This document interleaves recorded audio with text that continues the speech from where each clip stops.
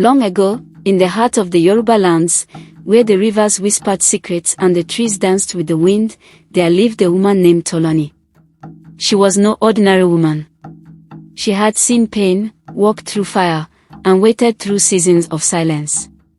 Her life felt like a blank book, filled with empty pages, pages that longed to be written with stories of purpose.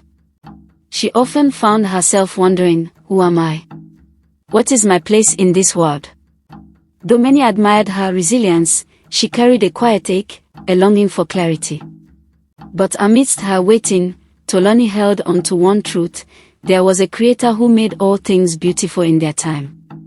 One evening, as the sun dipped below the hills and painted the sky in hues of gold and crimson, Tolani walked to the river. She often came here to think, to listen to the water's gentle murmurs as if it held the answers she sought. "Who am I meant to be?" she whispered into the wind, her voice laced with longing. Just then, an old woman appeared, her hair silver like moonlight, her presence radiating wisdom. She wore a deep blue cloak, embroidered with symbols of the sun, moon, and stars. "You are Tolani, the woman of many talents," the old woman said with a knowing smile. Tolani frowned. "Many talents, yes. But what does that mean? Which one do I follow? Where do I belong?" The old woman reached into her pouch and pulled out a small seed, dark and unassuming. "Take this," she said, placing it gently in Tolani's palm. "Plant it in the soil of patience, water it with faith, and let the sun of time do its work. Then, you will understand." Tolani looked down at the seed. It was so small, so insignificant. How could this possibly hold the answers she needed? Still, she obeyed. Tolani returned home and carefully planted the seed in the small garden behind her hut. Every day, she watered it. Every day, she watched and waited. But the days stretched into weeks, and the weeks into months, and nothing seemed to change. Her neighbors mocked her. "Why waste your time?" one said. "Perhaps the seed was never meant to grow," another murmured. Doubt crept into her heart like shadows at dusk. Was she foolish to believe in something unseen? But something inside her, something deeper than logic, deeper than sight, whispered, "Wait." So she waited. Seasons changed, and still, the soil remained undisturbed. The silence of her waiting mirrored the unanswered questions in her soul. Yet, she held on. Until one morning, when she least expected it, she saw it.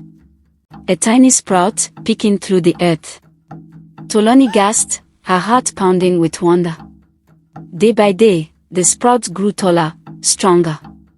Soon, it became a tree unlike any she had ever seen. Its branches stretched in every direction, each one bearing a different kind of fruit: sweet mangoes, juicy oranges, healing herbs, fragrant flowers. It was not an ordinary tree. It was a tree of abundance. A tree of purpose. The old woman returned, her eyes twinkling. "Now do you see?" she asked. Tolani nodded, tears brimming in her eyes. The waiting was not in vain. The seed needed time to grow, just as I do.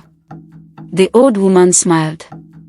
"Your gifts are many, just like the branches of this tree. You do not have to choose just one. Each has its purpose, and in time, you will know when and how to use them." And she was right. From that day on, Tolani embraced all that she was. She became a healer, using the herbs from her tree to mend the sick. She became a storyteller, carving tales from wood and weaving them into songs. She became a teacher, guiding others through their own waiting seasons. People traveled from distant lands to see the woman who had once walked through burning stones but had now found her path. And whenever she met someone who felt lost, who was drowning in the emptiness of waiting, she would take their hands, look into their eyes, and say, "There is a time for everything. Let your seed grow, and you will see the beauty in waiting."